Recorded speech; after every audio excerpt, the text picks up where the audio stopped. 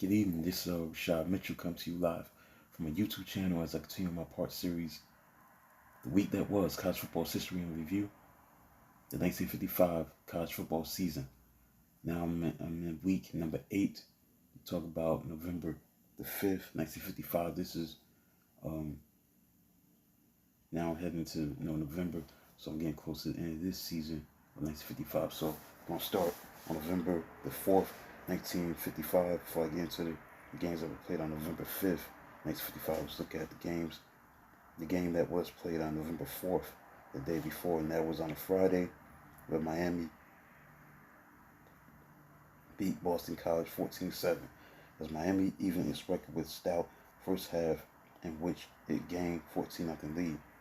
Boston College tried hard, but lost 4 fumbles and 4 interceptions to frustrate its scoring threat. So penetrating Hurricanes in 10 times equals gain first downs at Hurricanes 4-yard line in the second quarter, 6-yard line in the third quarter, and 5-yard line in the fourth quarter. But each thrust failed. Miami halfback Jack Loesch just tapped for Schools Honor Society early in the week. Scored both touchdowns on a 70-yard sprint after taking spontaneous lateral from fullback Don Bosler in fourth quarter, and 44-yard pitch-out sweep after defensive back Bosler's interception in the second quarter. After gaining 225 yards in the first half, Hurricanes suddenly were limited to 31 yards in the second half. Boston College ran 82 plays. BC ran 82 plays. Control the clock, especially in the second half. Boston College halfback defensive back Billy Ives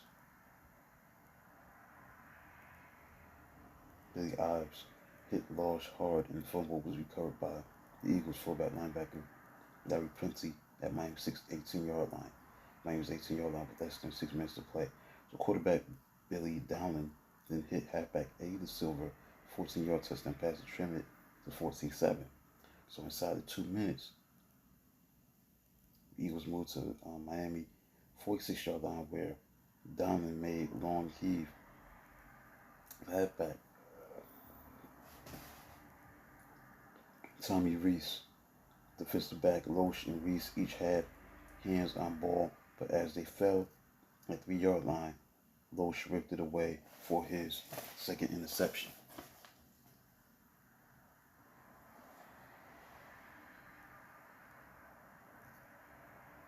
Number 19, Army, lost to Yale 14-12. As Cadets dominated the first quarter, it took 6-0 second quarter lead, and halfback Pete Lash's 21-yard scoring dash after fumble recovery at Bulldogs' 46-yard line. After another fumble recovery at Yale 41-yard line, Army soon reached Eli's 29-yard line. It looked as though the Cadets would again repeat their 48-7 triumph of 1954. But momentum clearly turned, however, when Yale quarterback defensive back Dick Winterbauer made interception to halt the Black Knights. So subsequent fumble by Cadets won a 5-day loss their own 10-yard line to Bulldogs. Defensive tackle Phil Tarasovik gave Yale a chance for quarterback Dean Luck's 15-yard touchdown pass to end Paul LaPata and 7-6 lead on kicker Winterbauer's extra point before halftime. So Yale got a 14-6 lead on 56-yard fourth quarter drive, capped by halfback Al Ward's 4-yard touchdown run through left tackle. Army went 86 yards in 6 plays and 62 yards on 62 yards on 3 completions by quarterback Don Hollander. His first aerial successes of the day to score on 8-yard catch by N. Art Johnson with less than 3 minutes left. Eli's clinched one of the most memorable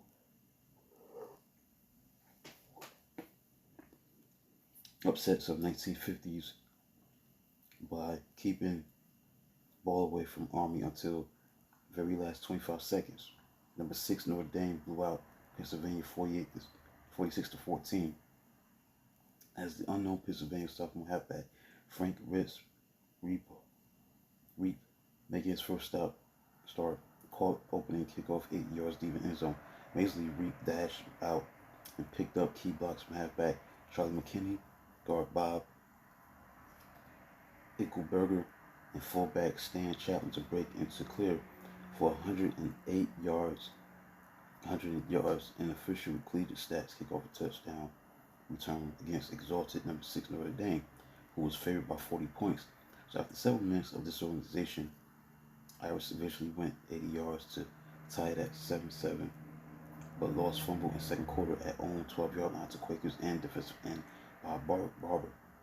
Out of single wing formation, tailback Reed found Barber for 9-yard touchdown. Notre Dame was hard pressed to tie it at 14-14 on quarterback Paul Hornung's pass before halftime. Fairy tale writers would have hoped for something special in the second half, but talent won out as Notre Dame finished the game with 513 yards of offense, added 32 points in the second half, keyed by fullback Don Schaefer's 2 touchdowns and Hornung's 20-yard touchdown pass to end Dick Prendergast. Dick Prendergast. So number 18 Syracuse lost to Penn State 21-20 as dynamic halfback kicker Jimmy Brown had 155 yards rushing. Scored Syracuse points on 2 touchdowns and 6-yard touchdown catch from quarterback Eddie Albright as Orangemen rolled to a 27 lead in the third quarter. But Penn State halfback defensive back Lenny Moore had 145 yards on 22 carries and a touchdown. He kindled his star reputation by tackling well and scoring on 2-yard slant in the third quarter.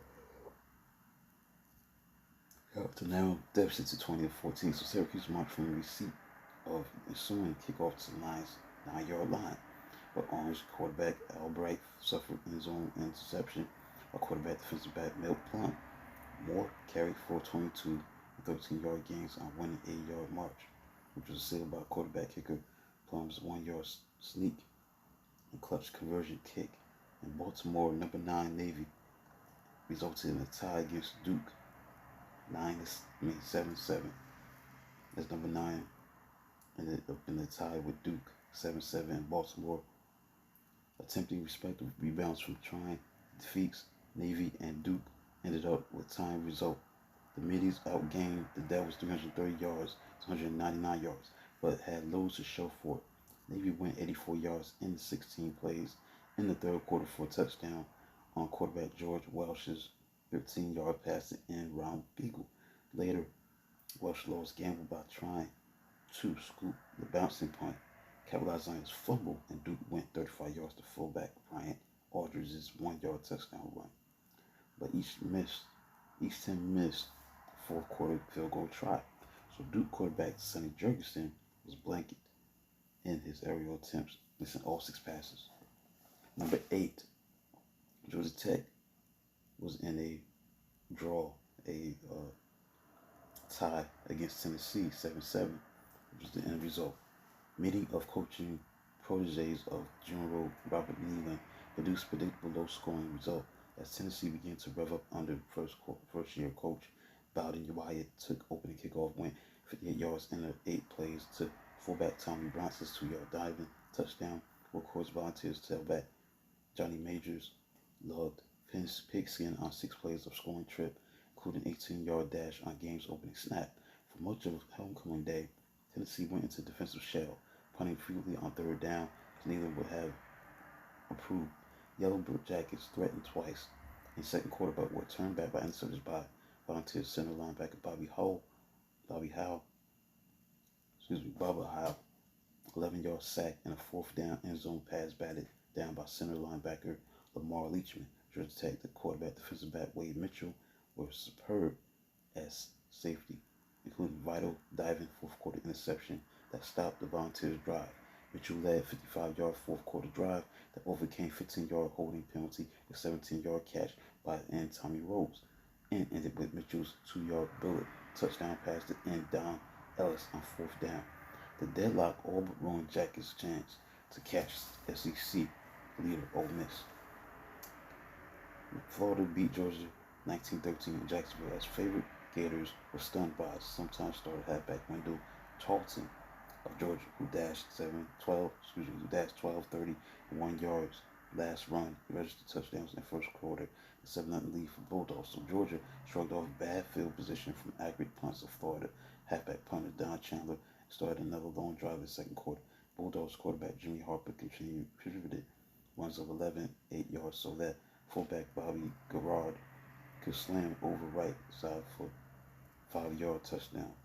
Trailing 13-0 as the second half began. Gators turned on its speed. Halfback Jim Roundtree stared skipping kickoff at own 15-yard line and took middle path where he got clearing block from Chandler and raced 85 yards to score. Perhaps Chandler was winded because he missed Wiley extra point. Man's short kickoff only to Georgia's 43-yard line. Moving again on the ground, Bulldogs advanced to Florida 29-yard line, but were halted on the fourth down. But Florida halfback Jackie Simpson took the punt 33 yards and converted one of two fourth downs on time 40-yard march. That Roundtree again converted with touchdown that bridged third and fourth quarters. On the next series, Harper's pass was deflected into the hands of Gators quarterback defensive back Dick Allen, who raced down sidelines for winning 52-yard interception touchdown return. When Florida coach Bob Woodruff was complimented after what must have been a stern halftime speech, he said, "If I knew anything that would do that, I'd tell him on Wednesday."